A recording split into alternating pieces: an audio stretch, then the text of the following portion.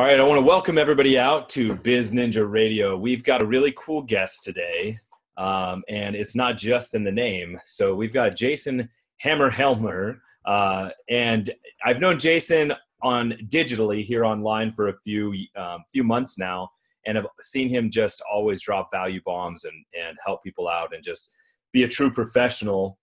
So first of all, because I'm sure everyone is curious, how'd the nickname Hammer come out? You know, you would think it's because I was 6 foot tall riding a motorcycle with a goatee. However, it actually started when I was 20 or 21 years old. I was a manager for Electrolux, the vacuum cleaner company. And one of the vice presidents, his name was Peter Fabiano. We used to have manager conference calls. Remember back before all this wonderful technology like Zoom, you'd be on the old call and there'd be background and you'd have to report in your numbers and everybody feared Peter. And, most of the managers were like, they were in their 40s and, running branches and stuff. And I was 21 and he would call me the Hammer. And he would say, all right, what are the numbers? Where's the Hammer? And everybody just ate that up. And of course, nobody ever called me Jason at that point. It was, hey, it's Hammer. And then everyone hears that and it just builds. And what's funny is when I got into the mortgage business, I said, well, I've got to be professional now. I'm going to go by Jason. So I was like, oh, I'm Jason. Hi, I'm Jason. And someone's like, hey, Hammer, what's going on? And an agent's like, Hammer? Oh, hi, Hammer. And then it just went, and now I don't even fight it. And it's like Cher and Madonna. I'm just that guy. Yeah. Nobody ever says, oh, yeah, you're Jason. But they all go, oh, wait, you're that guy, Hammer. Oh, sure. So I found it to be the best branding, and that's when I started to learn about branding. Yeah, that's a pretty cool first experience in there. Now, you started kind of doing your own thing and hustling like at 17, right? So I think a lot of people, there's always the debate of, are people born entrepreneurs? Is that just who we are? Or, can you really learn to become? And I tend to believe that there are people that are just naturally entrepreneurial and natural hustlers. Is that where you fall into? I would agree, because when I was 17, I was legally emancipated. I was on my own. I was a senior in high school, and my mother said, I'm moving to upstate New York, and you can either stay here by yourself and finish high school, or you can come with. And I said, yeah, I'm going to stay. I moved around a lot as a kid. I went to 13 different schools, and I was kind of done with that. And so I started my own company at 17 called All You Need Landscaping. I did a lot of research on business law back then. I just went out and made business cards. Right. Passed them all out, started collecting money. Yeah. Sales tax, income tax. What was that? Yeah. And, but before that, you talk about, was it a nature or a nurture thing? I don't know about you, but I can remember being, 13, 14 years old. And in the winters you would shovel snow, and in the fall you would rake leaves. And I learned very quickly that I could do 2 and 3 times as much if I would keep half the money and have someone else do the work with me. So I would go out and I would sell the jobs, and then I would put people in, okay, you do this one, you do that one, you do that one. And make money. At about 14 years old, we were doing that. And then I'd have to pay some kid that was 17 or 18 to drive us around. So that was, I would say it starts young, and I would say it's probably a born thing that's nurtured. So I agree with that. I think you have the personality and it can be developed. And so different people may have different kind of levels of it, if you will. But I think it's really hard to teach someone who has no entrepreneurial drive to become an entrepreneur. I think they may be able to become self-employed, but I think that's different to me than an entrepreneur. Yeah, I like that. I agree with that. Yeah, I think to me, you were at 14, were being an entrepreneur, not a business owner, because you were already looking, how can it scale, right? A lot of people tell that same story, but it's just they were working. They created a job for themselves, which is great, but they're very different things in both their impact to the individual and to society. Right. So, it's kind of like the franchise owner, right? They're a great business owner, but they didn't create the business. The franchisor did. They were the entrepreneur. And you know what happens, I'll say on that, the difference, going down this vein of self-employed versus entrepreneur, bringing in a franchise owner. A friend of mine and I used to talk about people buying themselves into a job. And I think, I must have heard that phrase in someone's book or in someone's something, but a lot of people do that. They become self-employed. And again, you've never seen people work 80 hours to avoid working 40. And, so they get in and they basically buy themselves a position. They buy themselves a job, and a franchise can put you in that position real quick. Yeah. At 22, I bought a franchise. I bought a restaurant, and very quickly realized that I bought myself a minimum wage job.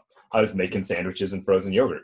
And now had I taken the entrepreneurial route of scaling it and owning a bunch of them, then, I have friends that do that with, a few different franchises, and that's great. But I sold it a year later and never looked back to restaurants. But so you did that for a while. And now it sounds like a lot of people that, that I know, I've been in mortgages in the past. You've been in mortgages. We probably know thousands of people that have dabbled there. Right. But my guess is that you were pretty successful. Is that where you had your first big hit, or did you do something before you got into the mortgage world? You know what? Selling vacuum cleaners door to door. Electrolux, selling vacuum cleaners was where I started, where I got sales training, which, you and I met in the digital marketing arena. And I would say that if I were to look and say there's one thing missing with most digital marketers, they don't understand selling. They don't understand the psychology behind it. There's a lot of hacking. And the problem with hacking is it's a bad photocopy. They don't understand what's behind it and why, and that's why it doesn't generally work. It's more than a recipe to be a great chef. Otherwise, everybody could do it. There's a talent, there's an art, there's an understanding of the food and the ingredients and how it all comes together. So selling vacuum cleaners door to door was probably, where I really cut my teeth and learned, just living room selling. Yeah. And I would do crazy things at that age, like just grab a vacuum cleaner, get dropped off somewhere and not go home until I sold it, So, and I decided to get married when I was 30, but instead I did it at 21. So obviously that decision was taken out of my hands very quickly. And I had kids at 20 or 21, and which I love today. I've got a 19-year-old daughter and 18-year-old son. But at being a kid myself, I was the sole breadwinner, and I had to bring home the money. Yep. And so that was where I got my first big success, was with the vacuum cleaners. I had hit some obstacles, and you talk about being an entrepreneur. I think that we have a certain level of a tolerance for pain. Sure. That might be higher than normal. And I was without a driver's license, nothing bad like a DWI, but again, just not paying attention to the little details. I was 19 years old. I had gotten, there's always, I could tell stories all day long, but I had gotten thrown out of the house I was renting for too many parties, is the nutshell version. Right. And I didn't realize my insurance had been canceled due to an accident that I had in New Jersey. If you don't have if you don't have liability insurance, you lose your license for a year. Yep. So, anyway, long story short, I lost my license, so I didn't have a car. And here it is. I've got a family, can't drive. And I'm selling vacuum cleaners, which you put them in your car and you go to people's houses and you sell them. So I would hire drivers and hitch rides with other people and train. And that's how I got into management, because I realized, hey, if I train these people, then they drive for me. This is like awesome. So I became like a great assistant manager. They would put me with all the new people, and I was, doing that. And then they put me as a branch manager. And so I ended up, that was where I cut my teeth. I really got into the highest level of success. I was one of the top 15 managers in a company over 400. I got all expenses paid trips, which I still miss that piece of the business. I went to San Francisco and, a cruise, and went to Paris, was given $2,500 to spend. I'm 21, 22 years old. They had this special pass. I went to the Louvre Museum, and there's a line all the way around the corner. And they had told me, you take this pass and you go to the front of the line.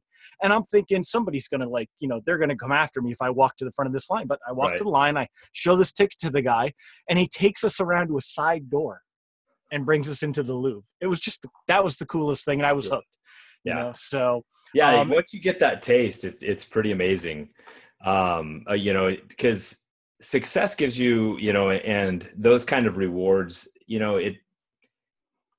it's the carrot, right? Carrot rather than stick. But, I was thinking about what you said, where really, like in the digital marketing world, the number of people that are missing that, having knock doors, right? And I did that for years as well, where I did door-to-door work. And, the hacking kills me, because and we see in sales funnels, right? People say, hey, does anyone have a funnel for this? And it's like, one funnel is, the funnel is the like delivery system. But if you have no psychology behind it, if you have no model behind it, like there's an art to it, like you were saying, where if it's not being crafted, then they're not always going to connect. I mean, you might occasionally have that rare miss, or rare hit, I should say, where, okay, maybe it does okay, but you're never going to have that stratospheric success that you're not going to just take, oh, this is $1 million funnel, it'll be $1 million funnel for me. there's too many other variables. Yeah. And I think you've studied neurolinguistic programming and sales and that kind of stuff. How do you apply that to, business on a daily basis? I love me some NLP. Right. Yeah, you look at a guy like Frank Kern and you see what a master of NLP really can do and what he's come back from. So applying it to everyday business really just goes back to thinking from the consumer's point of view. No matter Right. which product it is, whether I'm consulting, because, I do coaching and consulting for other industries beyond the products that I own. Sure. And you're trying to explain to them, they've got to know their avatar, but they've got to dig deeper than that. I love some of the stuff by Don Miller and Story Brand. And that's, again, very much like other things I've heard and read in the past. Back years ago, Andy Jenkins, who has a video background, was a movie maker and went to school for movie making. And he talked about the Hollywood templates for the hero's journey and all these different pieces. And Russell Brunson's guy talks about that. And so all of those things come into play where you start to understand the consumer. And if you start there, the headline, instead of the headline formula of, how to have A without doing B, it becomes where you go deeper and you realize, what do people really want? What are they trying to resolve? What pain are they trying to get rid of? So that's how it starts to come into play, because if you think like the consumer, everything else falls into place rather than trying so hard to come up with the right template and fitting the pieces in the box and making it work and then wondering why it doesn't. Let's face it, sincerity, authenticity, that's that connection, especially in today's day and age with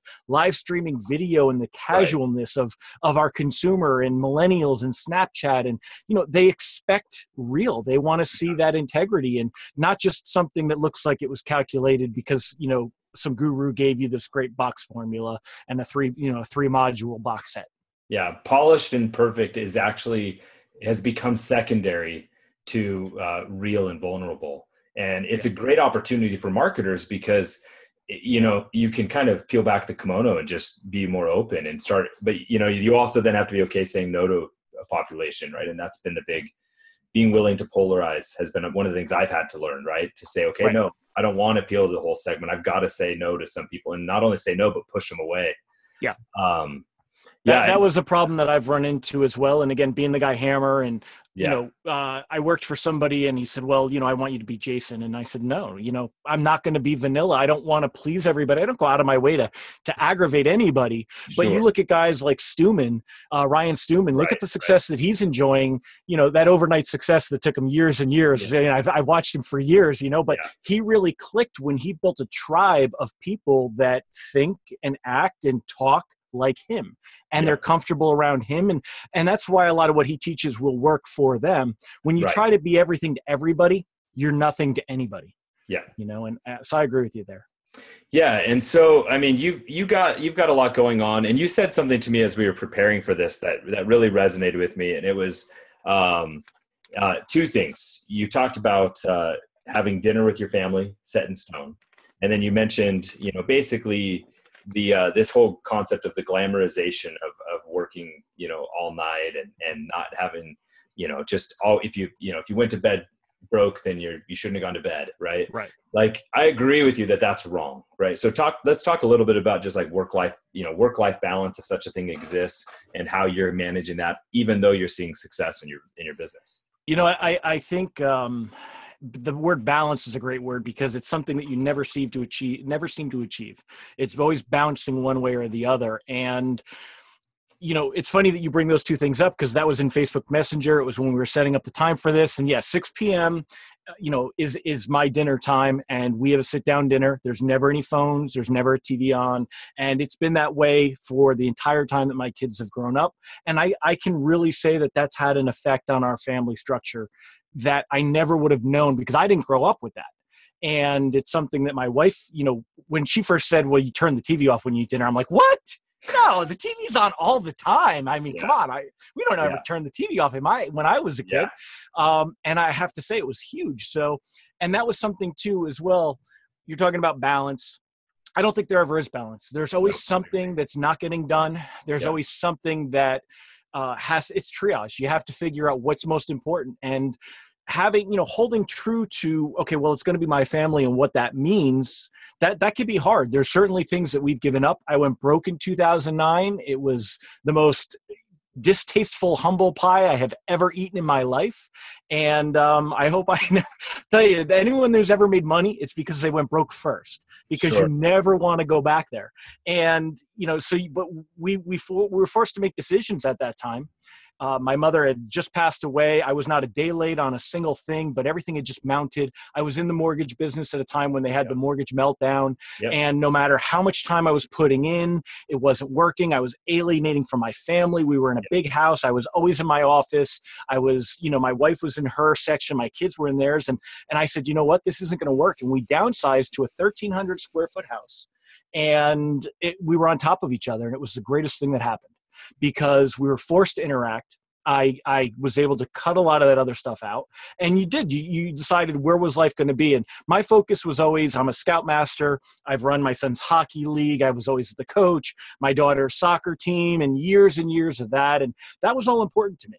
And what I said to you on the Facebook Messenger was, I said, I'm ashamed to say that I'm working late tonight because I need to get caught up. And it's not the badge of honor that everyone makes it to be. I agree. Because when I'm at my most successful, it's when I'm not forced to put in 60 and 70 and 80 hours. It's when I am able to enjoy a little bit more of what's going on, and not have that attitude of, well, I'm going to have it in the next life. Yeah. So I agree that that's a big piece, and it's hard. It's hard to stick to your guns on that. And it takes a lot of, more than discipline, I think it takes a certain structure. You've got to have certain days that you will cut off, and you always feel like you're leaving something, especially as an entrepreneur, when it's your baby and it's your business. I was really thinking that, just not too long ago, it was like, man, when am I ever going to feel like I'm not behind? Right. But that's because I always am looking so far ahead. That's a good way. Yeah. It's a good explanation of that. Yeah, that's actually, if you're always looking, and the entrepreneur is the visionary, right? They see the future, or they see the future as they believe it can be. And then their job is to then create a path to that future. And an entrepreneur, therefore, is always behind. They're always living into them a now false past, right? That because they see the future as a different place, if they can only do the things that they've now built in their mind. So then we have to create it and make it a reality. And I went through, it's funny how many of our parts of our story really align up. I went through the mortgage thing, and a lot of entrepreneurs I talk about, almost everyone brings up 2008 or 2009. I rebuilt it, and I built this amazing business that really truly was a 4-hour work week business that gave me lifestyle design, all that kind of stuff that was amazing.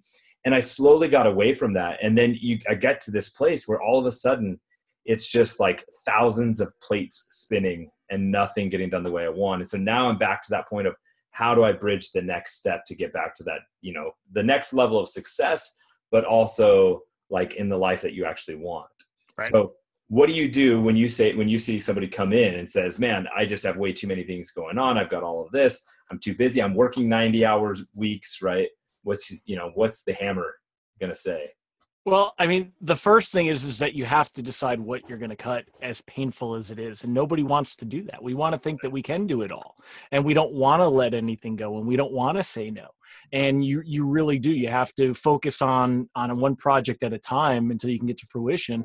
And sometimes it's it's not your passion products. I don't want to say hate, it's a very strong word, but I feel it's very misleading, these people that are like, I'm a heart-centered entrepreneur who followed my passion, and now I have this. And if you are passionate about what you do, and if you follow your passions, man, passion isn't always. Sometimes you got to do the taxes first, even though you hate doing the taxes. Yeah. And so I think that a lot of that comes down to recognizing you have to keep track of your time. And I don't know if anyone's ever had you try to keep track of your time. They were like, you've got to write everything down. So here I am. I'm like, okay, got a cup of coffee. Okay, got rid of coffee. Okay, got another cup of coffee. Okay, I'm spending more time writing things down than I am actually doing anything. And I said, I can't do this, but I need a way to track stuff. Now, again, we're at digital marketing, and I've got more technology. I'm in a man cave. It's my 12 by 16 shed. I've got literally $15,000 worth of computer equipment. Don't tell anybody where I live. Yeah. sitting in my man cave, right? Yeah. And I mean, I love technology, but what do I go back to? I go back to, just this is the ARC system from Staples. You can see that there. Is my newest favorite, but I just go back to paper. Same thing with the calendar that's here and trying to figure out where things are going to be on the year. So I color code. Orange is personal. Blue is necessary, like what I call servicing. Green is money earning activities or money making activities. It's your positive cash flow. And then yellow and red are things that I really need to avoid doing. Yellow is more for attention. And I would rate my day based on my color coding because I couldn't write down everything I was doing. It wasn't working, but I'd go in 15 or 30-minute blocks and I would just throw color in there real quick. All right. So let's say that I've sold a $15,000 project for a branding to this person. We're working on that. That's blue. I already sold the 15 grand. Now I've got to deliver it. That's a necessary activity. Yes. But how much green do I have coming in for the next day? What am I focusing on for next month? Where am I bringing in income? Because I've definitely found myself in that roller coaster where you sell a bunch of stuff and then you're delivering on that. And then next thing you know, you're like, oh, where am I going to bring my paycheck in next week? How did I end up in this situation? Yeah. What's funny is it's really common with loan officers. They have the big pipeline push, then they're getting all the docs, they're getting everything sorted, they're getting funded, and then all of a sudden the next month it's like zeros and they got a whole prospecting month again. And so we come from that world where the good ones figured that out. And so now we've got to apply it into this.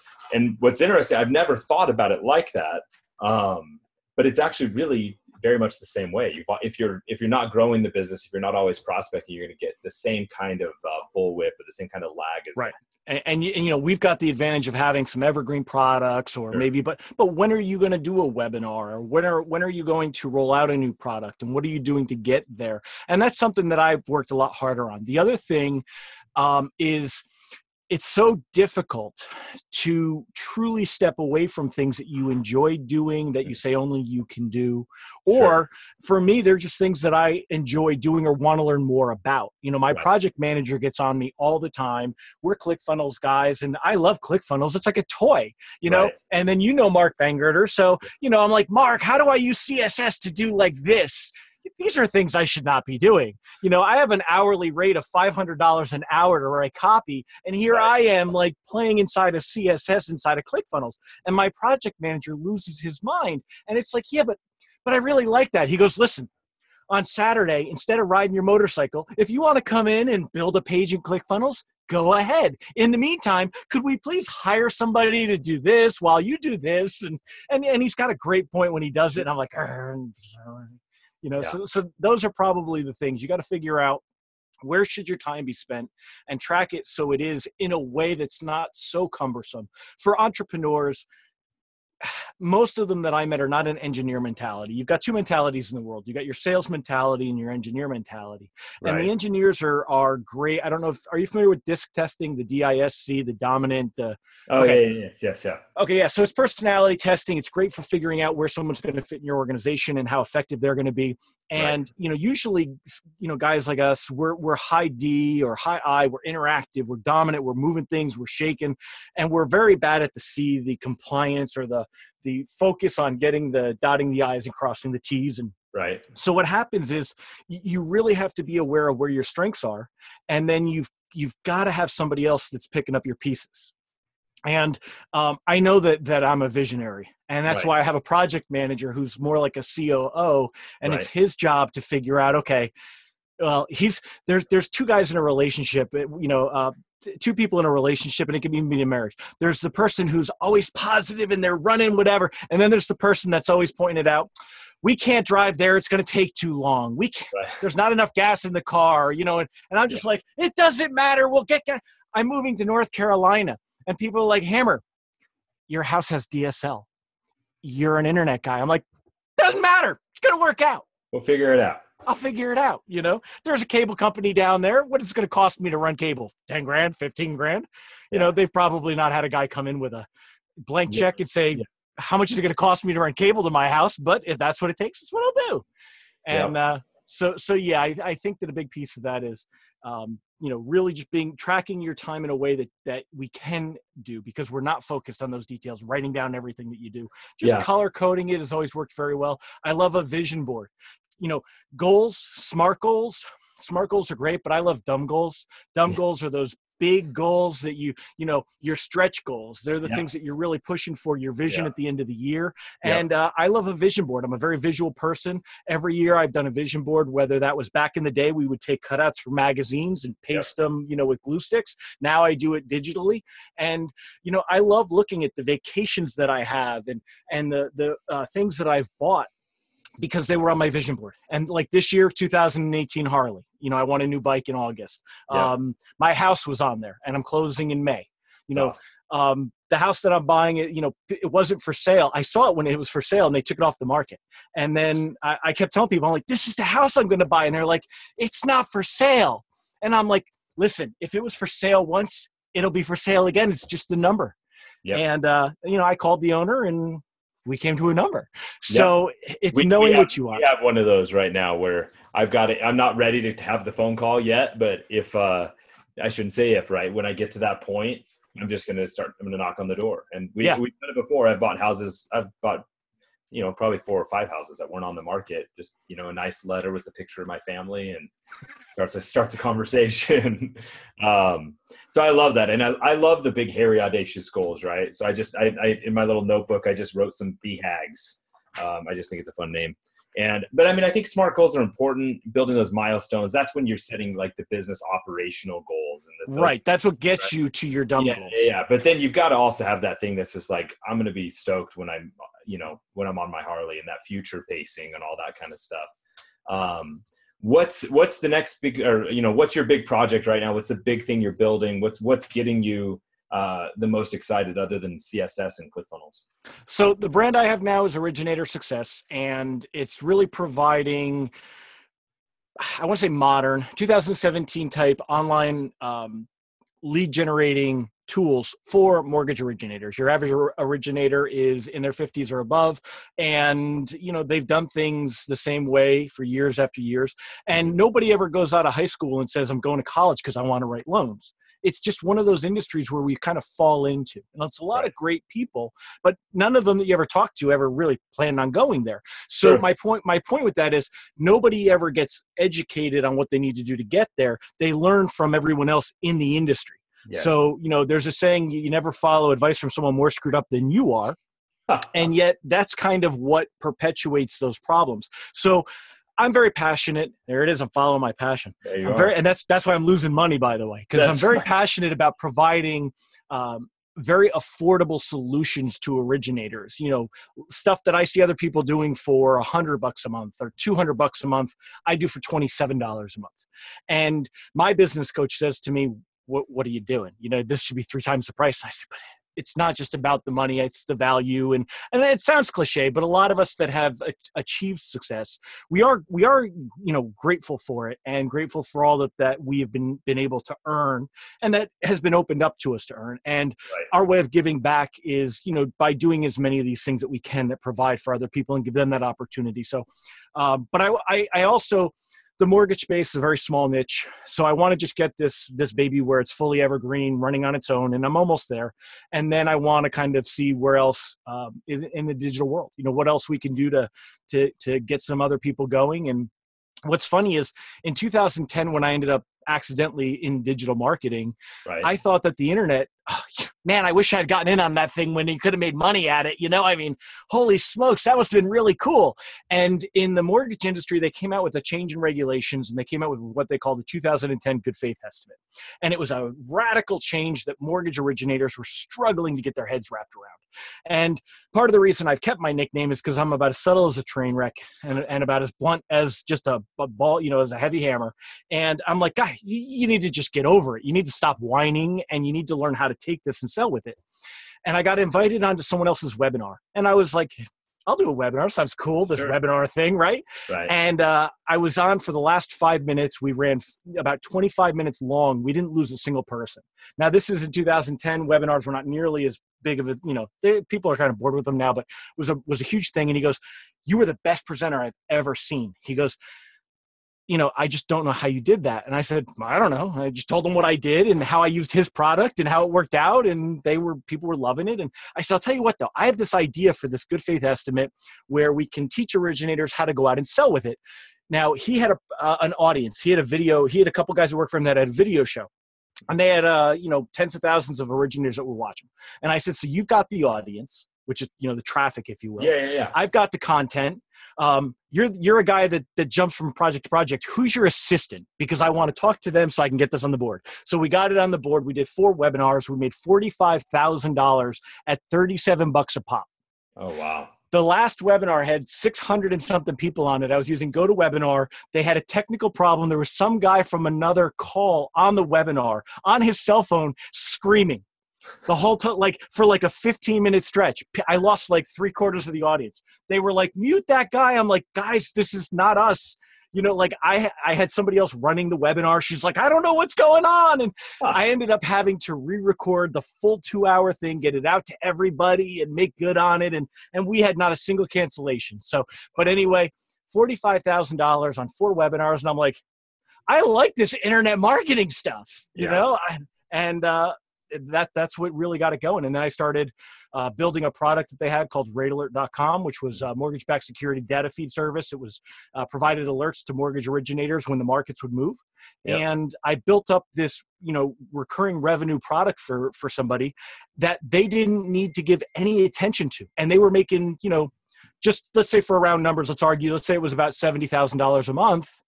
And they weren't, that was after their expenses. I'm like, wow, this is something I should pay attention to. And that's why I love the recurring revenue model. Yeah. And one of the things that honestly I still struggle to grasp is just how large the market actually is, even in a niche.